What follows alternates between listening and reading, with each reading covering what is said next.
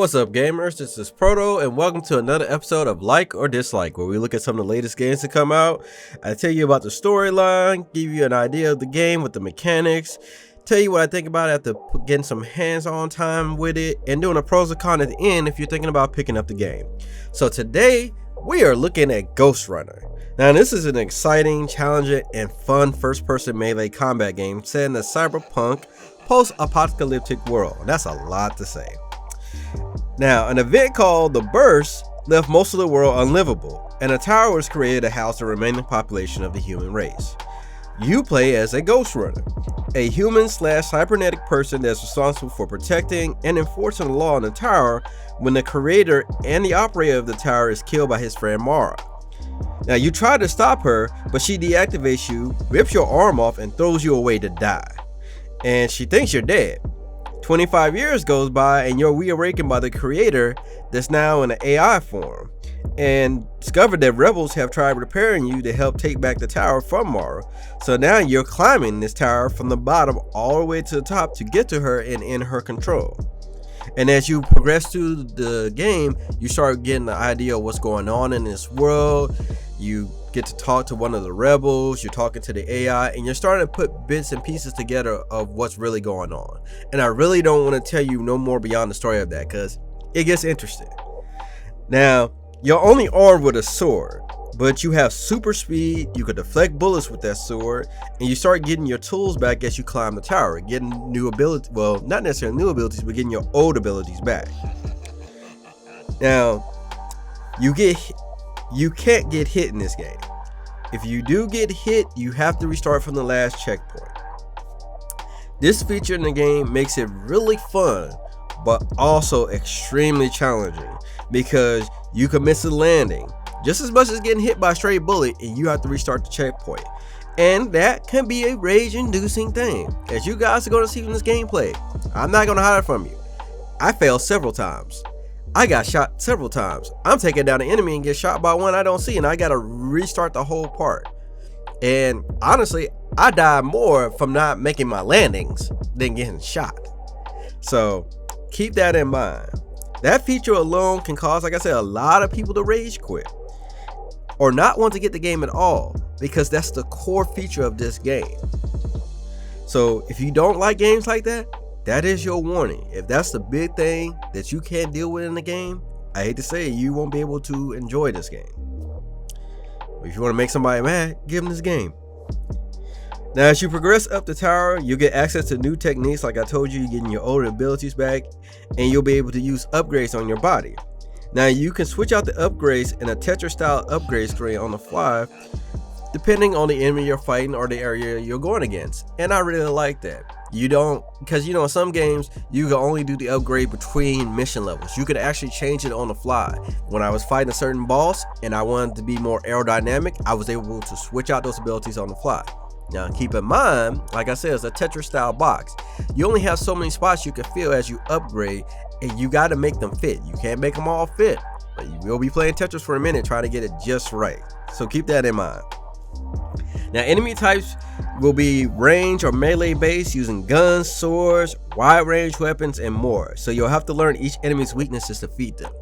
Now, that's when it gets really interesting with the combat, because some, like I said, are ranged. They're using guns. Some use a wide energy based weapon that you have to avoid, and you have to learn who to attack, when to attack, and what pattern. And there's no set pattern on it. Another thing that I love about this game, how you go to a certain level, you don't have to keep going in the same way. You can change the route. You can attack different enemies. You find out which way is the best way for you to take down the opponents or to get past the area.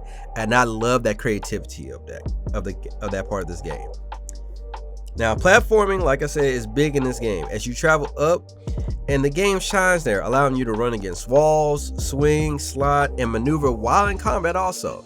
And that is really interesting, because if you can keep the tempo up going, you can be moving super fast where they're not even touching you, and you just getting your attacks in and keep on going. That alone would be perfect for speedrunners and trying to see how fast they can get through a level or get through the entire game. But like I said, I don't even think a speedrunner could get through this entire game without getting hit once. It may be possible, But that would take somebody that's played this game probably for hours on end and has learned every nook and cranny of it. Now, like I said, with the combat, it is very satisfying, especially after you take down a group that has been giving you trouble to pass a certain area. And like I said, this game is ideal for speedrunners. Like I said, you're going to have certain groups of enemies that are going to be nerve-wracking. They're going to kill you 5, 10, 15, 20, 30 plus times. Yeah, I got killed by a certain group of enemies 30 plus times. But when I finally got past them and I realized how I could have just took them down faster, or would have changed a different route, it was so satisfying. But I like games like that. Other people may not like that, so keep that in mind. Now, along with doing all this craziness, aerobatics, fighting, and taking down people with your sword, you'll have to solve a few puzzles, so be prepared. Now, the puzzles aren't extremely hard, but they're not extremely easy either. Some puzzles you can figure out by just looking at them. Some of them you may actually have to think about for a second. Some of them you might have to play around, moving pieces around till you figure out what's going on. But I did like that because I did change the pace of the combat and everything. It made you think for a little bit. Now, you can customize your sword with different themes and change the sword style by discovering other swords and items in the world. So that's big for collectors. You looking for every sword, you looking for every item. And what's kind of interesting is the items that you discover, they tell you more about what's going on in this world. They give you like little snippets of what's going on, but not giving you the full picture. So it makes you want to try to find these items to figure out what's really going on. And graphically, I love how this game looks. The detail, the atmosphere really gives you that end of the world cyberpunk vibe, especially when you get from the underlevels and get to the city and see how people are living. Definitely gives you that cyberpunk vibe. And then the enemies you're fighting, they're cybernetic humans, robotic pieces, definitely cybernetic vibes. Now, I played the PC version of this, but it's also on consoles. And for me on the PC side, I didn't see any frame rate drops, no stutter. It was very smooth, nice. I played it at the ultra settings, and it actually has ray tracing capabilities on it. I didn't play with the ray tracing at first because I just wanted to see how the core game looks, but I'll probably play it back through ray tracing to see how much different that looks. But if your rig can handle it, definitely take a look at it. And that's pretty much the game. So with that being said, let's jump into the pros versus the cons. And starting off with the pros, the first one we're going to look at, the game is challenging. Like I said, if you want to try to complete a level as fast as you can, or try to take down its enemies as fast as you can, or try to take it down with least amount of deaths, because you do have a death leaderboard, and based on the least amount of deaths, because you higher on the leaderboard. So it's definitely challenging. So the next pro we're going to look at, the gameplay. Overall, the gameplay is fun with that challenging concept mixed in with the fun combat, deflecting bullets, moving around, running on the walls, because it feels natural to do it, to run against the wall. Some games can't get that right, but this one, they got it perfect. It felt so natural to jump on the wall, get behind an opponent, stab them, or jump on the wall, dodge bullets, swing around, and they did a great job with that. And the last pro we're going to look at is the music. The music really set the tone for this game. Whether you was in combat or just traversing around the world, it really gives you that futuristic cyberpunk vibe of it, and a post-apocalyptic vibe that you're trying to survive in. So kudos on that. So with the pros done, let's take a look at the cons. So the first con we're going to look at, this is going to be the biggest con that probably turns a lot of people away. Call it the one-hit death. Like I said, you can't take a single hit. If you take a hit, you have to restart from the last checkpoint. And depending on how far you are, you might be going through a whole part again, or you might be starting right from the beginning again from another checkpoint. That can make a lot of people mad, make a lot of people rage quit. I am not gonna lie, I came close to rage quitting just once. But once I realized what I was doing, I got through it. So keep that in mind. Now the next con we're gonna look at, you can't use any weapons. All you have is really your sword and your abilities. Now granted, you got people that's using guns, you got robots. You figure you could probably pick up their guns, maybe try to use them until they run out of ammo or they depleted. It's not. Nope, just you, your sword, and your abilities. So if you're not into melee style combat, if you're not used to getting up close and personal, this might not be the game for you. And the last con, I honestly couldn't think of another con, because if they took away the one-hit death part, this game would be really like a 9 out of 10 if you had to put on a rating scale. So you tell me, if you've got the game, let me know what you didn't like about the game. Let me hear about it in the comments. And that's pretty much the pros and cons.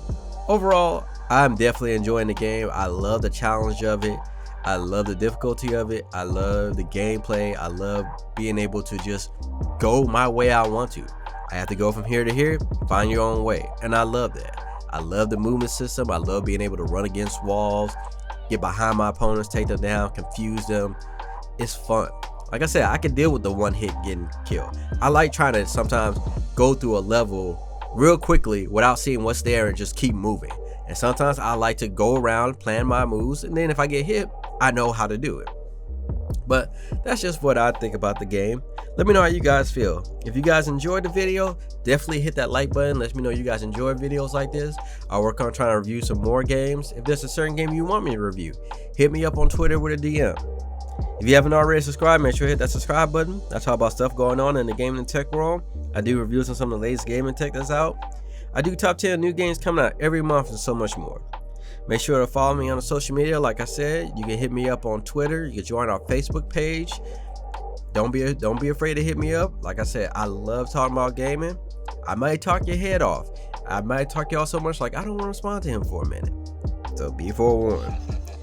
You can also catch me streaming on Twitch. I stream every Monday, Wednesday, and Saturday or Sunday doing a variety of different games. We have multiplayer Mondays, Indie Day Wednesdays, and Story Day Saturdays or Sundays, depending on the week. So depending on what you're looking for, I have some good variety games that you might be interested in seeing. But that's going to be the end of the video. This is Proto. I'll catch you guys for the next video.